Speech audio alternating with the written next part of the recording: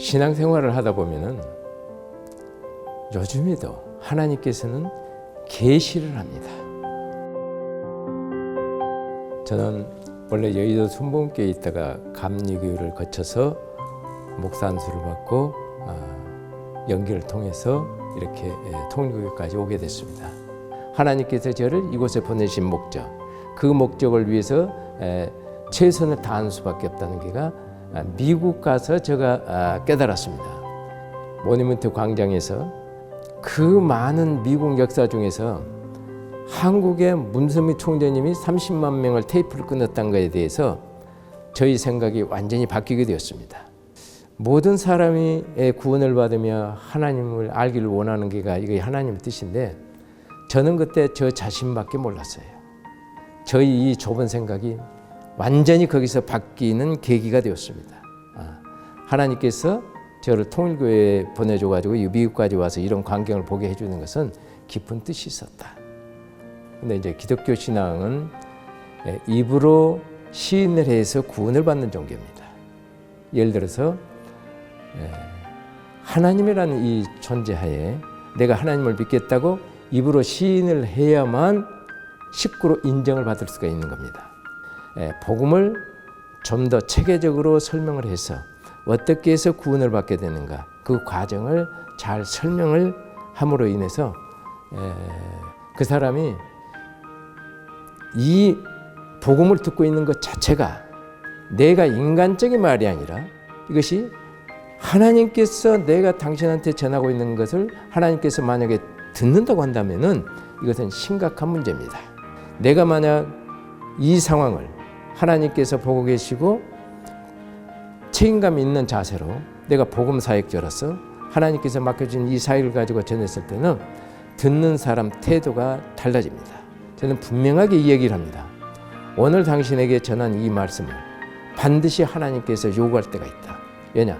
하나님은 전지전능하시기 때문에 몇 월 며칠 날 너희가 복음 전도자 누가 와가지고 너희가 복음을 전했을 때 너는 그때 우리 천지인 참부모님을 너가 믿기로 했다. 안 믿기로 했다. 그것을 우리는 통일교에서는 영인체에 기록이 되는 거고 성경에서는 생명책에 기록이 되는 겁니다. 그러나 이 한 번 기록이 되는 것은 절대 지워지지 않습니다. 제가 지금 말씀드리고자 하는 것은 일반 그 복음을 전할 때 전하기만 해서 거기서 끝나는 것이 아니라 전했을 때 이 사람이 어떻게 확인을 할까? 본인도 그럴 거 아니에요? 자, 제가 다음 주에 교회에 나갈 거예요. 이게 인간적인 약속이다 그런다면은 얼마든지 그 쉽게 배반할 수 있어요. 그리고 또 친절하거나 이렇게 대하면은 몇 번 교회에 따라 나올 수는 있습니다. 그러나 만약에 이 약속이 하나님과의 약속이라고 한다면은 상황은 달라지는 겁니다. 가만히 놔둬도 하나님께서 그 마음 터치하십니다. 그렇게 해야 교회로 나와도 이 사람이 뿌리를 내릴 수가 있습니다. 그리고 죄라는 것이 무엇인가? 그러면은 죄도 종류가 너무나도만 있지만은 하나님을 모르는 것에서부터 시작해서 우리가 마음속에 짓고 있는 이 죄부터 상대방이 어떻게 이해를 할 수 있을까 하는 것까지 우리가 대화로서 그 사람 마음을 읽을 줄 알아야 됩니다. 복음은 선포이기 때문에 한번 얘기를 하면은 이 주도권을 우리가 놓치질 않아야 됩니다. 끝까지 입에서 긍정적인 말만 나올 수 있도록 대화로 이끌고 나가는 게가 복음을 성공적으로 이끌 수가 있습니다. 여기에서는 전도를 할 때 지금 두 가지로 사람들을 접근하고 있는데요. 처음에는 우리 통일교회에 보면은 UPF에 관계된 사람들이 대단히 많이 있습니다. 이 사람들이 한 손님으로만 남아있는 사람들이 많은데 이 사람들을 더 이상 이 통일교회가 뭔지 하는 그 정수를 이미 보여줬습니다. 아예 항시 행사 때마다 그냥 정의진 멤버같이 참석하는 사람들이라 할지라도 1대1로 접근을 해서 복음을 전해보면은 순수하게 마음을 여는 사람들이 또 많이 있습니다. 앞으로는 그런 사람들이 가평교회에 많이 오게 될 겁니다. 그 다음에 이제 일반적으로 교회 주변에서부터 지금 전도를 하고 있습니다.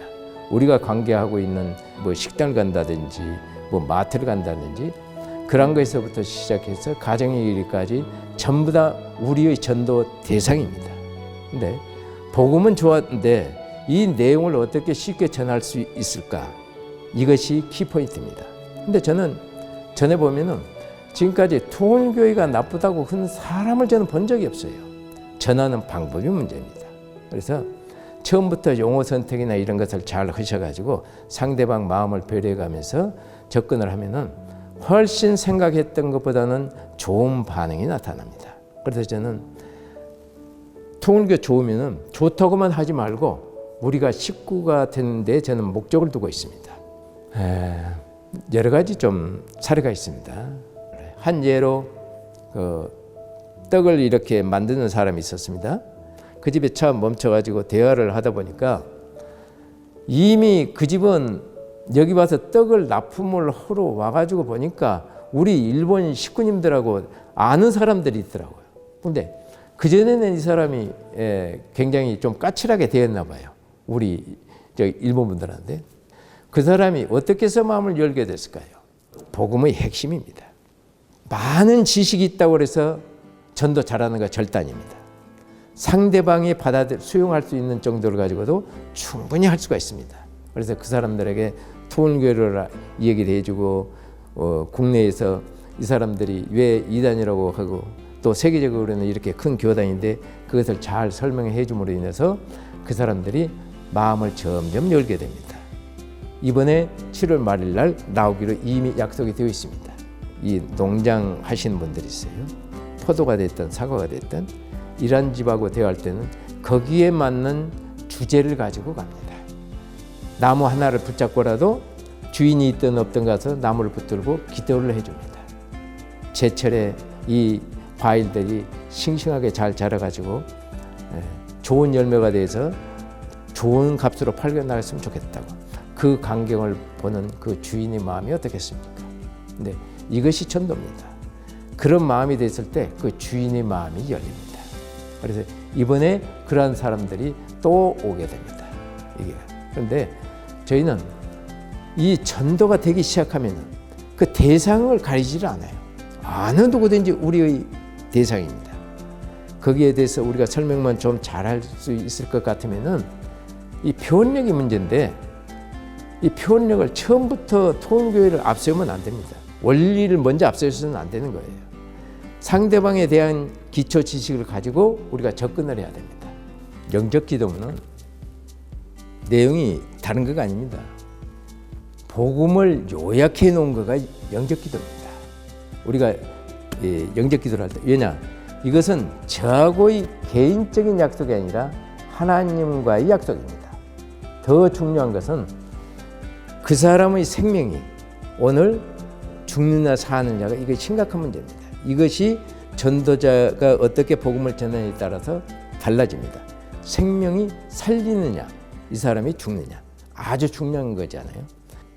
저가 먼저 따라서 하고 이렇게 권하는 거예요. 우리 선생님이 제가 지금까지 복음에 대해서 자세히 설명을 드렸었는데 오늘 선생님은 저를 따라서 하심으로 우리 통일교 식구가 될 수가 있는데 저를 따라서 하시겠습니까? 이렇게 권면을 한단 말이죠. 자, 그렇게 생각이 들면은 그럼 여기다 손 얹으십시오. 그리고 저 손 위에다 얹습니다. 그리고 같이 제가 먼저 선창할 테니까 따라서 하십시오. 그래서 사랑하신 하나님, 그럼 그분도 같이 사랑하신 하나님. 제가 또 저는 죄인입니다. 그러면 그 사람도 죄인입니다. 이렇게 따라서 하거든요. 지금부터 천국 갈 때까지 저를 이끌어 주시고 은총을 베풀어 주옵소서. 저에게 영생을 주시니 감사합니다. 온 인류의 희망이신 참 부모님 이름으로 기도드립니다. 그러면은 이분이 다 따라서 이제 짧은 말로 딱딱 끊어서 해야 되거든요. 그렇게 했을 때 자, 아주 그러면 아주 이렇게 따라서 하지 않습니까? 그럼 제가 이제 악수 딱 손 한번 잡고 드디어 우리 통일교 식구 된 것이 고맙습니다. 감사합니다. 오늘 이것을 보고 계시는 영계에서 참 부모님이 엄청나게 기뻐할 일입니다. 드디어 우리 식구가 됐습니다. 감사합니다. 이렇게 하시는 거예요. 당신이 생명 오늘 전하는 복음을 통해서 당신이 복음을 받아들이면은 영원한 우리의 식구. 통일교에서는 이 땅에서부터 천상까지 올라가는 모든 과정을 총재님께서 그 길을 다 마련해 놨습니다. 우리는 그 길만 따라가면 되는 겁니다. 이것을 설명해 주자는 겁니다. 영적 기도라면은 그 사람 마음을 하나님께서 터치를 합니다. 가만히 놔둬도 교회에 나오게 됩니다. 그럴 때 이것을 복음이 전하기 어려우면 이런 것을 활용하는 것도 한 가지 방법입니다. 여기 와서 우리 참 부모님이 가슴 맺히는 일은 부모님이 직접 전도 외치더라고요. 한이 맺혀 있다고 말입니다. 저는 그 심정 100% 이해가 됩니다. 내 주변에 있는 사람들, 내가 책임을 지고 어머니를 사랑하는 그 사랑하는 마음을 이제는 구호가 아닌 행동으로 옮겨야 됩니다. 실천으로 옮기면은 영계에서도 협조해 줍니다. 6개월 이내에 우리가 승리를 하기 위해서는 하나의 그 힘을 모아야 됩니다. 여기에는 어떤 사람도 예외될 수가 없습니다.